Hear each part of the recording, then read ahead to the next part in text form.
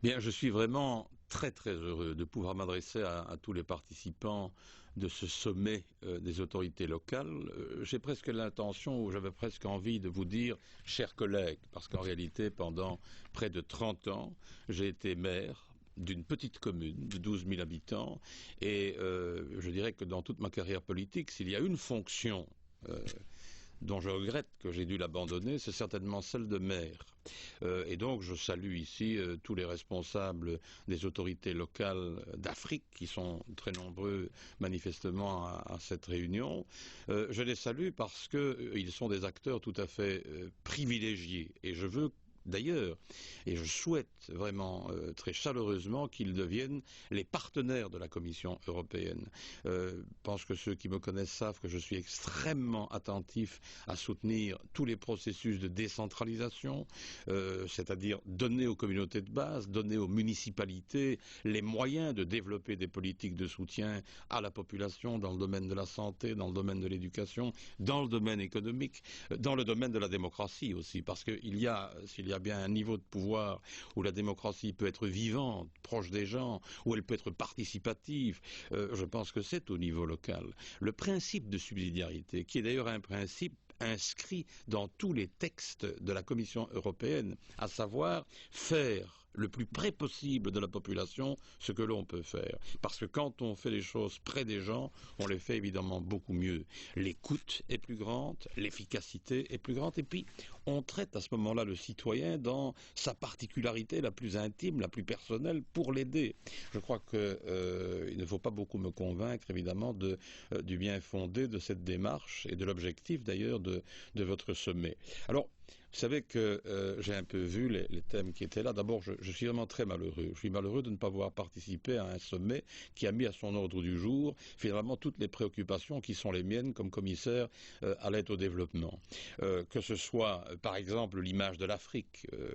Tout le monde sait bien que je suis un grand supporter de l'Afrique, que je défends l'Afrique et les préoccupations africaines sur tous les agendas. Tout le monde sait que je n'arrête pas de dire partout où je suis que l'Afrique progresse, et elle progresse même vite,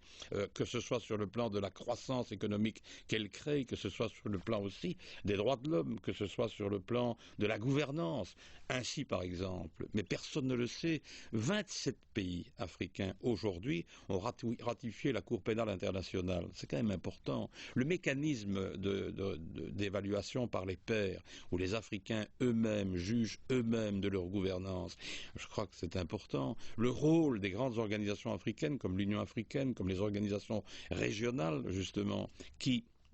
va devenir de plus en plus grand et dont je veux faire les partenaires privilégiés, n'est plus à décrire aujourd'hui. Aujourd'hui, l'Afrique peut parler d'une seule voix. La réalité régionale et sous-régionale est prise en compte par des organisations dynamiques. Alors,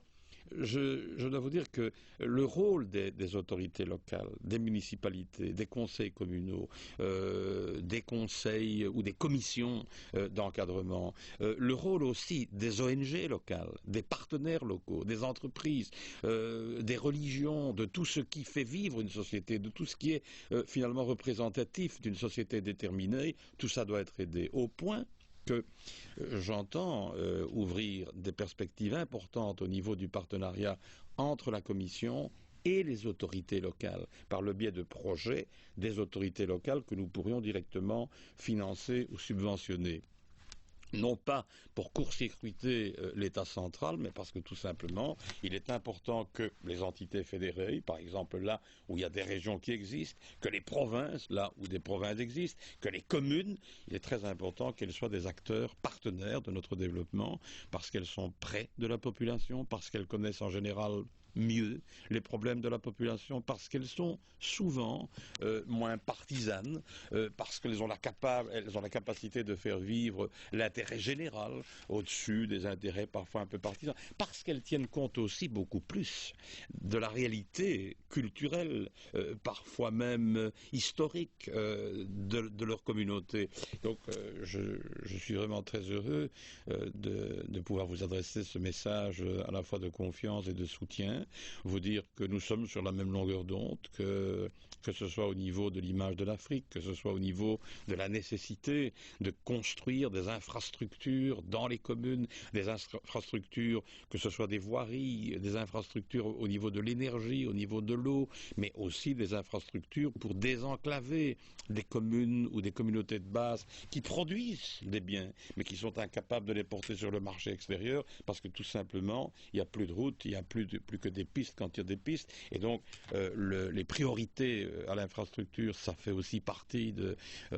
notre programme. Vous savez aussi que je me bats beaucoup pour que les donateurs coordonnent mieux leur aide et qu'il n'y ait plus des orphelins de la coopération. Vous savez très bien que quand les États membres, par exemple, les donateurs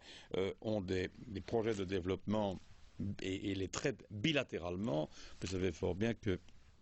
parfois, il y a des pays, parfois, il y a des entités, parfois, il y a des communautés humaines qui restent à l'écart de tout ça parce que personne ne songe à les aider, parce que personne ne voit un intérêt à les aider pour toutes sortes de raisons. Et donc, vous avez finalement des pays en voie de développement où vous avez des communautés dans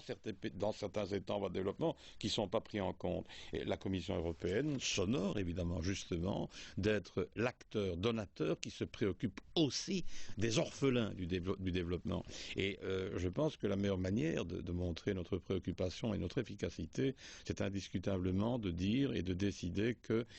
les acteurs locaux sont des acteurs privilégiés, prioritaires, sont les vecteurs d'un véritable développement. Je pense qu'il y aurait aucune possibilité d'avoir un développement efficace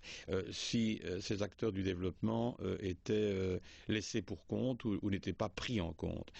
Et je plaide aussi dans le même temps d'ailleurs pour faire en sorte que les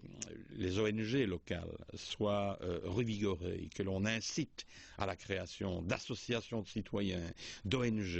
de comités de vigilance, de comités qui peuvent imaginer des projets parce qu'elles connaissent beaucoup mieux la réalité sur le terrain. On a besoin d'une société civile extrêmement dynamique, et je dirais même le pouvoir public, c'est-à-dire les autorités élues, ont besoin d'une société civile vigilante. Moi, j'ai été maire de ma commune, je vous l'ai dit, pendant près de 30 ans. Et je dois vous dire que ce que les citoyens, ce que les associations diverses de ma commune m'ont apporté en créativité, en idées, en critique aussi, je pense que ça a été à la base de ma longévité comme maire. Je pense que si je n'avais pas été commissaire européen, j'aurais encore été évidemment maire. Malheureusement, c'est incompatible. Mais s'il y a c'est vraiment un niveau de pouvoir auquel je suis très attentif et auquel je crois, dur comme fer, c'est le niveau local. Donc félicitations à ceux qui ont imaginé Africité, félicitations aux organisateurs, félicitations aux personnalités qui sont venues et qui participent dans ce sommet.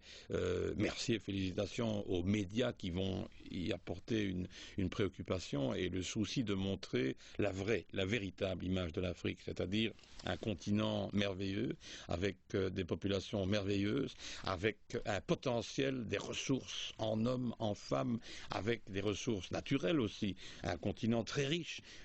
et un très beau continent qui est quelque part quand même, rappelons-le, le berceau de l'humanité, qui a été trop longtemps négligé, qui a été trop longtemps victime de l'indifférence quand ce n'était du dédain des populations riches, qui a aussi souffert historiquement de la période coloniale. Je crois que tout ça doit être dit, tout ça doit être assumé, et donc je voulais saluer les sœurs et les frères d'Afrique dont je me sens vraiment tellement proche et leur dire félicitations, bonne chance, et vous dire que la prochaine fois que vous ferez encore un sommet Africité, je ferai vraiment en sorte de pouvoir être parmi vous, parce que je me sens déjà frustré maintenant en vous donnant ce message. J'aurais tellement aimé être parmi vous pour vous entendre, pour vous écouter, pour échanger des vues et des idées, pour en fait me nourrir mon imaginaire et mon imagination aux sources de votre connaissance du terrain, de ce que vous percevez, de ce que vous savez mieux que nous, puisque vous êtes sur le terrain, vous vivez quotidiennement avec les joies, les peines, les difficultés, les frustrations, les sentiments d'injustice, mais aussi les espoirs et les optimismes parce que l'optimisme, c'est quand même une valeur et une vertu qui est un peu plus africaine qu'européenne, c'est une vertu qui est propre aux Africains. Et donc félicitations, merci pour tous ceux qui vont à partir de là renourrir l'action de la coopération et faire que cette coopération soit efficace. Je vous embrasse tous et je vous souhaite vraiment un grand sommet.